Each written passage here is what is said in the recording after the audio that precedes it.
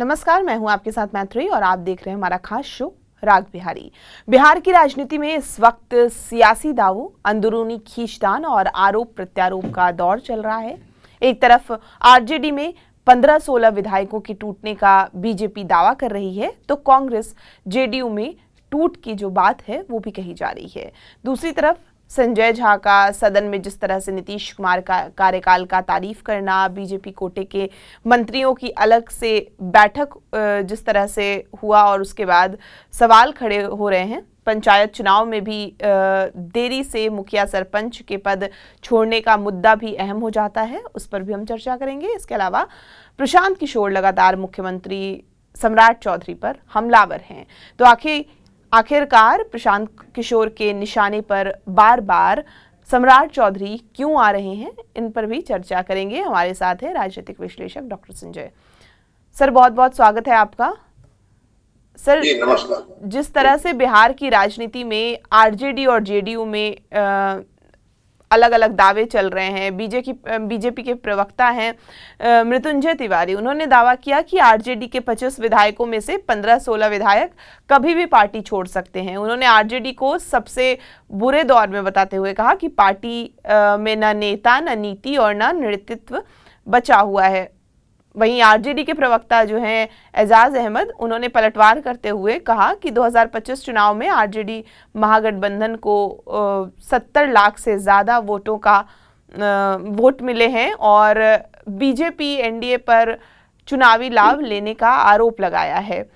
इसके अलावा कांग्रेस के प्रवक्ता हैं असीत नाथ तिवारी, उन्होंने कहा कि जेडीयू अंदर खाने टूट चुकी है और नेता जो हैं वो विकल्प तलाश रहे हैं। क्या सच में आरजेडी में जिस तरह से टूट की बात सामने आ रही है ये सही है या फिर सिर्फ सियासी बयानबाजी है? और आज ही हमने जैसे देखा, जिस तरह से संजय झा ने नीतीश कुमार के कार्यकाल के कसीदे पढ़े, बीजेपी में सम्राट चौधरी के सीएम बनने से आक्रोश हम लगातार देख रहे हैं कि किस तरह से बढ़ा हुआ है और पार्टी के अंदर खाने लगातार खींचतान की स्थिति बनी हुई है। गाहे बगाहे वो खबर आती रहती है। आरजेडी प्रवक्ता भाई वीरेंद्र ने भी ये कहा है कि बीजेपी कोटे के मंत्रियों के साथ सीएम ने मीटिंग की है, कुछ ना कुछ गुल खिलेगा। कल क्या हुआ इसका खुलासा होना चाहिए। तो आखिर क्या वजह है कि घटक दलों के मंत्रियों को क्यों नहीं बुलाया गया, ये सवाल जो है वो भाई वीरेंद्र पूछ रहे हैं। खैर, बिहार में जिस तरह से बीजेपी में बौखलाहट कहा जा रहा है कि बढ़ गया है, तो ये आखिर क्यों बढ़ा है और अंदरूनी लड़ाई है या बस गठबंधन में खींचतान की स्थिति बनी हुई है? और आरजेडी की अगर हम बात करें तो अभी फिलहाल आरजेडी की स्थिति क्या है? तो कुल मिलाकर मेरा सवाल है कि सब पार्टियों में, अगर रीजनल पार्टी की बात कर ले या नेशनल पार्टी बीजेपी की भी बात कर ले, तो चल क्या रहा है बिहार में अलग अलग पार्टियों में? आपके सवाल इतने लंबे हो गए हैं, लेकिन खैर फिर भी बारी बारी से मैं बताता हूँ। देखिए, भाई वीरेंद्र जी का एक बयान आया था, उस पर चर्चा भी लोगों ने की थी और इसके बाद तेजस्वी जी ने भंग कर दिया था जितने भी उनके सांगठनिक इकाई थी।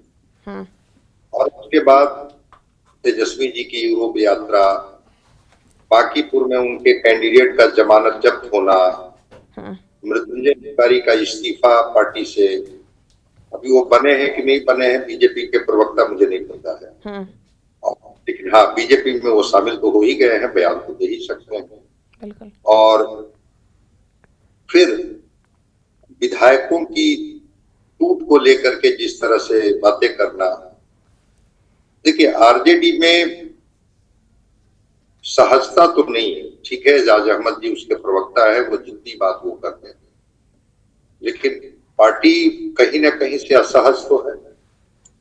भाई वीरेंद्र चाहे जितने भी मुखर हो, पार्टी फ्लोर पर न बोल करके अगर मीडिया के सामने अपनी ही पार्टी के लोगों की धज्जियां उड़ा दी तो लगता तो है। और फिर कोई एक तस्वीर जाहिर हुई उनकी, वो कह रहे हैं कि हम 6 महीना पहले सम्राट चौधरी जी से मिले थे, और उस तस्वीर में एक विधायक जब बिहार में राज्यसभा का चुनाव हो रहा था, लग रहा था कि अब चुनाव जीत ही जाएंगी आरजेडी के कैंडिडेट, क्योंकि एआईएमआईएम के विधायकों का भी समर्थन इनको मिल गया। उस समय भी एक विधायक का अनुपस्थित हो जाना। हम्म। तो इसको लेकर के चाहे वो संगठन का मामला हो या इनके विधायकों का मामला हो, सब कुछ सहज तो नहीं दिखता है। वैसे पार्टी तो दावा करती है, एकजुटता की दावा करती है कि हम एकजुट हैं और सब कुछ ठीक है। क्योंकि ये 25 विधायकों पर ही ये विपक्ष के नेता का ये पद बना हुआ है। तेजस्वी जी तो नहीं चाहेंगे, आरजेडी भी नहीं चाहेगी कि किसी भी कीमत पर कोई विधायक छिटके। अब 12-13 विधायक छिटक जाएंगे तब तो फिर पार्टी का विपक्ष के नेता का पद भी चला जाएगा और इनकी स्थिति भी बहुत अच्छी न रह जाएगी। संगठन में भी है, जैसे संगठन की सारी इकाइयों को भंग कर दिया, तो भंग कर दिया गया तो नई सांगठनिक इकाई का गठन हो जाना चाहिए था, अभी तक नहीं हुआ है। और मृत्युंजय तिवारी तो अपनी पीड़ा कई बार बयां कर चुके हैं, उस पार्टी से निकले हैं, तो वो कह सकते हैं कि सब कुछ पार्टी के अंदर में ठीक ठाक नहीं है। बगावत के मूड में बहुत लोग हैं, जैसे ही उनको कहीं स्पेस मिलेगा राजनीति में वो बगावती आएंगे चुके। अब बीजेपी पर अब हम आते हैं, बीजेपी के जो आपके सवाल है। देखिए, बांकीपुर के हार के बाद बीजेपी पर एक सवाल तो उठ ही रहा है। ये जो बीजेपी जो दावा करती थी कि सब कुछ हमारा सही है, तो कंफर्ट जोन से तो बाहर बीजेपी आ ही गई। अर्बन सीट जिसको लेकर के बीजेपी कहती थी कि अर्बन सीट तो हमारी सीट है, बांकीपुर को तो अभेद्य दुर्ग मानती थी। अब उस बांकीपुर में अगर वो हार जाती है बीजेपी, तो एक है कोऑर्डिनेशन का तो अभाव है, कहीं ना कहीं से प्रबंधन में इनसे चूक हुई है। तो अगर नेतृत्व हो, संगठन हो, गठबंधन हो, प्रबंधन हो, चाहे जो शब्द आप इस्तेमाल कर लें, अगर इन सारी चीजों में अगर सब कुछ समन्वय ठीक ठाक रहता तो बांकीपुर हार का सामना नहीं करना पड़ता पार्टी को। तो एक बीजेपी के लिए तो एक चुनौती है कि क्या बीजेपी अपने जिन ताकतों के बदौलत हुंकार भरती थी और बदले में उनके हिस्से में परिणाम आता था, क्या सब कुछ सहज नहीं है? आंतरिक एकजुटता को लेकर के भी कहा जाता है कि ठीक है, पार्टी हो चुकी, नेतृत्व इतना उसका मजबूत है, राष्ट्रीय नेतृत्व की, उसके डर से लोग नहीं बोलते हैं। लेकिन ऐसा कुछ नहीं है कि वहां सब कुछ बिल्कुल एक लोकतांत्रिक तरीके से तय होता है। वहां भी जीते जाते हैं लोग और वहां भी ये किया जाता है। और अभी हाल ही में घटना आपने देखी कि देवेश कुमार सिंह का मार्च तक टेन्योर बचा हुआ था, उनसे इस्तीफा ले लिया जाता है और दीपक प्रकाश जी को चूंकि उनका मंत्री पद बरकरार रहे इसलिए उनको एमएलसी की शपथ दिला दी जाती है। वो बाहर में उस तरह की कोई आवाज नहीं है, लेकिन अंदर खाने में तो मरमरिंग होते ही रहता है। और जहां तक जेडीयू की बात है, नीतीश कुमार जी बहुत एक्टिव तो अब नहीं। इतनी बात तो तय है ना कि पार्टी की कमान संजय झा के हाथ में है और संजय झा इतना पार्टी को भरोसा दिला पाएंगे, पार्टी को एकजुट रख पाएंगे, इसके कुछ समय समय पर उसके नमूने दिखाई पड़ते हैं। अभी कुछ वक्ताओं की लिस्ट उन्होंने जारी की है अपनी पार्टी में। फिर छोटू सिंह को पार्टी से निकाला गया। कुछ और भी इस तरह के निर्णय हो रहे हैं जिसको लेकर के लोग कह रहे हैं कि ये नीतीश कुमार जी का निर्णय नहीं हो सकता, ये संजय झा जी का निर्णय है। तो जेडीयू में भी नीतीश कुमार वाली बात तो अब नहीं है। जिस तरह से नीतीश कुमार के निर्णय को हर कोई एक स्वर से स्वीकार करते थे, इसको लेकर के विपक्ष जेडीयू को आईना दिखा रहा है कि जेडीयू में भी सब कुछ सहज नहीं है और अब पार्टी को हाईजैक कर लिया गया है। और कौन हाईजैक किए हैं, विपक्ष खुलेआम इस तरह से बताती है कि इनके जिम्मे अब पार्टी चली गई। तो एक सवाल और आते हैं उसी से जुड़ा हुआ। सम्राट चौधरी जी ने बीजेपी के मंत्रियों के साथ बैठक की और बाकी इनके जो कोऑर्डिनेशन के मंत्री थे वो नहीं थे। कभी होता है, पार्टी मंथन करती है तो उस स्थिति में कोई जरूरी नहीं है कि कैबिनेट की बैठक में सारे मंत्री हों। कोई व्यक्तिगत कारण से भी कभी उपस्थित होते हैं और वो अपने क्षेत्र में होते हैं या लगता है कि हमें वहां अभी रहना जरूरी नहीं है? सरकार के तो अंग हैं। हम और आप तो बात किए ही थे ना कि जब तिरंगा यात्रा निकाले थे यही बीजेपी के लोग, तो जबकि कला संस्कृति मंत्रालय का वो कार्यक्रम था, सरकारी कार्यक्रम था, और जेडीयू के दो डिप्टी सीएम अनुपस्थित थे। निश्चित रूप से उन दोनों को भी तो आमंत्रित किया गया होगा, लेकिन उन्होंने कहा कि एक कहीं बाहर थे, एक ने कुछ व्यक्तिगत कारण बताया। अभी वैसी स्थिति नहीं लगती है जिसमें मंत्रियों के अनुपस्थित होने या बीजेपी के मंत्रियों के साथ बैठ करके कोई बैठक कर लेने में। लेकिन हाँ, बांकीपुर के चुनाव ने तो इनके हौसले को तोड़ा है, कंफर्ट जोन से बाहर ले आया है। सब कुछ को आप टेकन ग्रांटेड मत लीजिए। जब जनता मन बना लेगी, तो जब बांकीपुर में आपको किनारे लगा सकती है, तो फिर बाकी सीटों पर भी जनता जिस दिन तय कर लेगी उस दिन आपको किनारे होगा। आप जितना संगठन का हुंकार भरते रहिए और देशभक्ति की बात करते रहिए, सांस्कृतिक राष्ट्रवाद जैसे शब्द सुन चुके हैं लोग, बांकीपुर में तो उसको भी असर हुआ नहीं। तो एक है, बीजेपी भी अपने तरीके से चीजों को देख रही है कि हम कैसे अपने प्रबंधन को, अपने कोऑर्डिनेशन को, किन्हीं की नाराजगी को हम कैसे दूर करें और सब कुछ को फिर से सहज कर लें, और जनता को ये भरोसा दिला सके कि हम सरकार भी बेहतर चला सकते हैं और हमारा संगठन भी इतना मजबूत है कि एक बांकीपुर के हार से हमारे हौसले का अंदाजा आप नहीं लगा सकते हैं, हम कमजोर। सर बिहार में सवाल जी चलिए सवाल पूछिए ना। हाँ सर, पंचायत चुनाव को लेकर हम बात कर लेते हैं। जिस तरह से 2027 के अंत तक टलने की संभावना है और वजह बताया जा रहा है कि नया परिसीमन और आरक्षण रोस्टर में बदलाव है। करीब 35 साल से परिसीमन नहीं हुआ है, जबकि आबादी जो है वो काफ़ी बढ़ चुकी है। 15 जुलाई 2026 को कैबिनेट ने 2011 की जनगणना के आधार पर परिसीमन को मंजूरी दी, जिसकी प्रक्रिया जो है वो जुलाई 2027 तक पूरी होने की संभावना है। लेकिन पंचायत प्रतिनिधियों का कार्यकाल दिसंबर 2026 में जो है वो खत्म हो जाएगा। ऐसे में कॉन्स्टिट्यूशन के आर्टिकल 243E के तहत कार्यकाल जो है वो 5 साल से ज़्यादा नहीं बढ़ सकता, यानी मुखिया सरपंच भी हटेंगे। तो चुनाव तक परामर्शी समितियां पंचायतों का काम संभाल सकती है। अब सवाल ऐसे में ये उठता है कि गांव की सरकार आखिर उसके बाद कौन चलाएगा, और चुनाव में देरी क्यों हो रही है और क्यों होगी, मतलब जब होगा पंचायत चुनाव। आपने उत्तर भी दे दिया कि परिसीमन एक बड़ा कारण है, जो देरी का कारण है वो परिसीमन है। हालांकि जुलाई में दीपक प्रकाश जी पंचायती राज मंत्री हैं, उनका बयान आता है कि नहीं चुनाव समय पर, फिर सरकार कहती है कि नहीं परिसीमन को हमको मानना है, इसलिए हम अगस्त में चुनाव कराएंगे।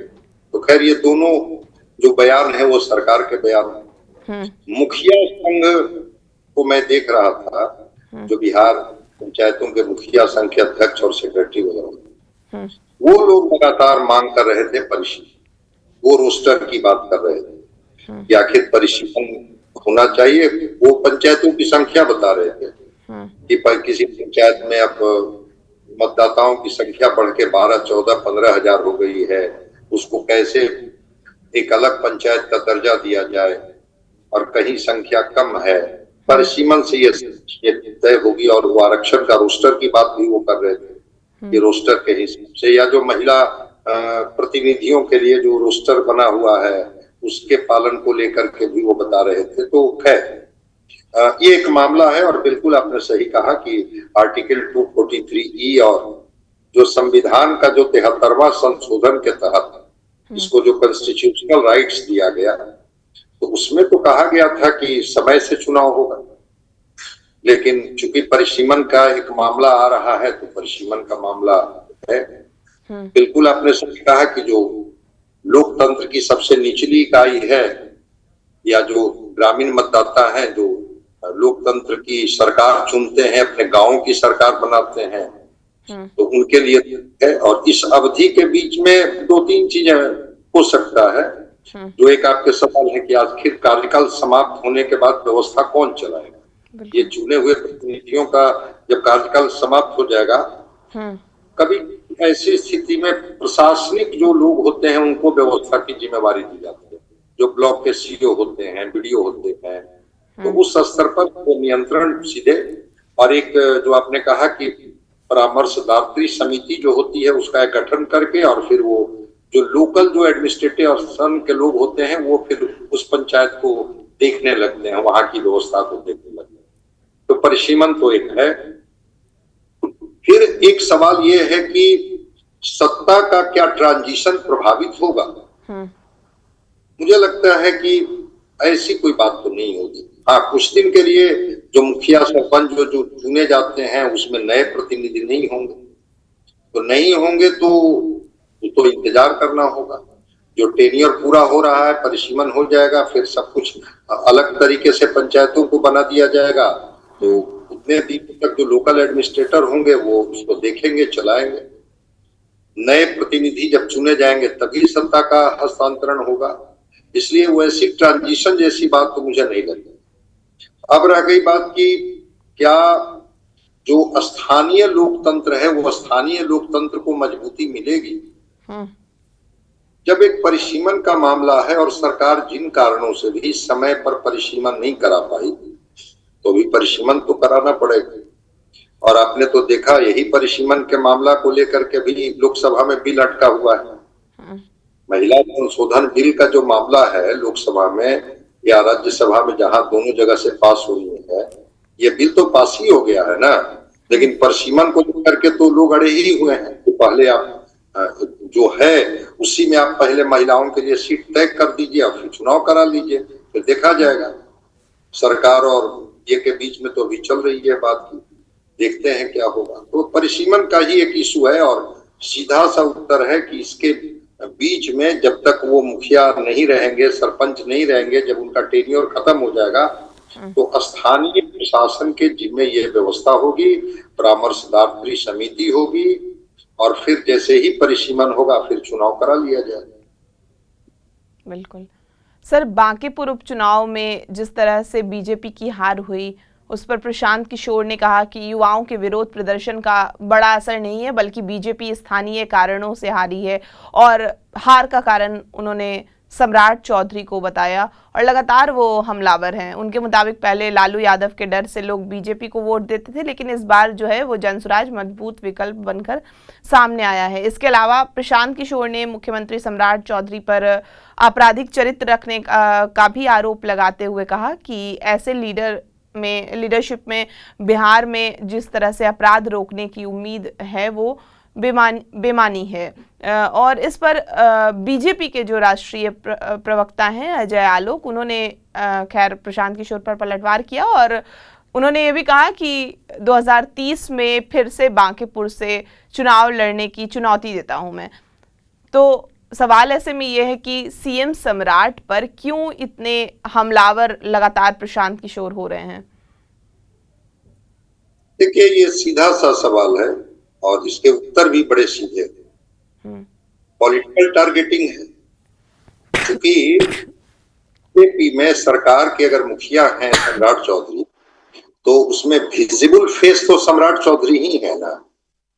तो उस विजिबल फेस को जब टारगेट करेंगे तो इसका मैसेज पूरे बिहार में जाएगा, पूरे देश में जाएगा कि सीधे मुख्यमंत्री को ये चुनौती दे रहे हैं।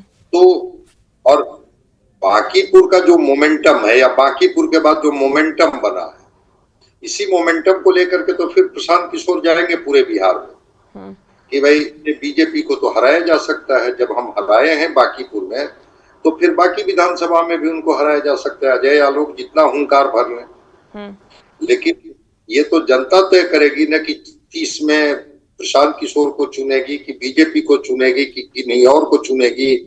पार्टियां तो दावा करती ही है ना। अब बांकीपुर जिस तरह से उन्होंने हरा दिया तो अब वो 25 की बात तो 26 की बात तो करेंगे नहीं। अब तो जब बात करेंगे तो कहेंगे कि 30 में फिर एक बार आप आ जाइएगा, जनता आपको सबक सिखा देगी। इस बार थोड़ा हमसे चूक हो गई, यही सब बातें होती है ना। दूसरी तरफ प्रशांत किशोर पुरानी राजनीति बनाम नई राजनीति की बात कर रहे हैं। मतलब बिहार की राजनीति का ट्रेंड क्या था, बीजेपी बनाम आरजेडी। जो प्रशांत किशोर अपने हर चुनावी सभा में कहते थे कि लालू के डर से बीजेपी को लोग वोट करते थे और बीजेपी के डर से मुस्लिम समाज लालू को वोट करते थे। हमने इस पॉलिटिक्स को समाप्त कर दिया। हमने कहा कि एक आपके पास अल्टरनेटिव पॉलिटिक्स का भी विकल्प है। जब हम इशू की बात करते हैं, मुद्दे की बात करते हैं, शिक्षा, चिकित्सा, रोजगार, कल ही तो प्रशांत किशोर परसों कहा ना कि बांकीपुर के 10,000 नौजवानों को मैं रोजगार दूं, आवेदन मांग रहे हैं। और ये भी उन्होंने डिस्कोर्स में लाया कि अगर 243 विधानसभा में हर विधायक 10,000 नौजवानों को रोजगार की गारंटी देना शुरू कर दे, चाहे वो निजी क्षेत्र में ही हो, वो किसी इंडस्ट्री में, किसी कॉरपोरेट घराने में, अगर उनको वो प्लेसमेंट दिलाने में सफल होते हैं तो राजनीति की एक नया प्रयोग है। ये तो एक नया डिस्कोर्स शुरू हो जाएगा, जो डिस्कोर्स पर 20 में सबसे बड़ी पार्टी के रूप में आरजेडी उभर करके आई थी। तेजस्वी ने वही बात की थी ना कि हम 10 लाख सरकारी नौकरी देंगे। बीजेपी और इंडिया गठबंधन ने कहा था, एनडीए ने, कि हम 19 लाख रोजगार। प्रशांत किशोर ने रोजगार का नैरेटिव तो शुरू कर दिया। तो ये पुरानी राजनीति बनाम नई राजनीति भी। और दूसरा, लीडरशिप बनाम लीडरशिप। अगर सम्राट चौधरी को मुख्यमंत्री भारतीय जनता पार्टी ने बनाई है तो उनकी नजर में सबसे बड़ा लीडर बिहार में भी कौन है? सम्राट चौधरी है। तो सम्राट चौधरी के पैरेलल अपने को खड़ा कर रहे हैं प्रशांत किशोर। ये आपके अभेद्य दुर्ग, किला, गढ़ जो कह लीजिए उसको तो मैंने ढा दिया। कहते हैं ना कि 30 वर्षों के किला को 30 दिनों में मैंने ध्वस्त कर दिया। ये नैरेटिव वो बना रहे हैं प्रशांत किशोर, इसीलिए वो सीधे सीधे सम्राट चौधरी को टारगेट कर रहे हैं। और उसके साथ वो जो व्यक्तिगत हमले करते हैं उनके एकेडमिक बैकग्राउंड पर, उनके अपराध के चरित्र पर कि किस तरह का उनका आपराधिक चरित्र रहा है, ऐसे लोगों को मुख्यमंत्री नहीं होना चाहिए। ठीक है, एनडीए का ही मुख्यमंत्री हो, क्योंकि वो कॉन्स्टिट्यूशन को समझते हैं। तो कॉन्स्टिट्यूशन में तो बहुमत में एनडीए है, तो मुख्यमंत्री तो जब भी होगा एनडीए का ही होगा। अब 30 के चुनाव में कौन जीत जाएंगे, कौन हार जाएंगे, अलग बात है। लेकिन वो कहते हैं कि सम्राट चौधरी को मुख्यमंत्री नहीं होना चाहिए। ये उनका एक नैरेटिव बनाने का एक तरीका है। तो प्रशांत किशोर जितनी भी बातें कर रहे हैं वो अपना स्पेस लेने के लिए कर रहे हैं। एक अकेले विधायक जीत करके तो पूरे बिहार में स्पेस ले नहीं सकते हैं। तो पूरे बिहार का जो सबसे बड़ा चेहरा है, जो बतौर मुख्यमंत्री के तौर पर है, नीतीश कुमार तो अब सीन में है नहीं, राज्यसभा में चले गए। तो अब जो राजनीति के जो टारगेटिंग पॉइंट है, अब तो सम्राट चौधरी हो गए, सूबे के मुखिया वही हैं।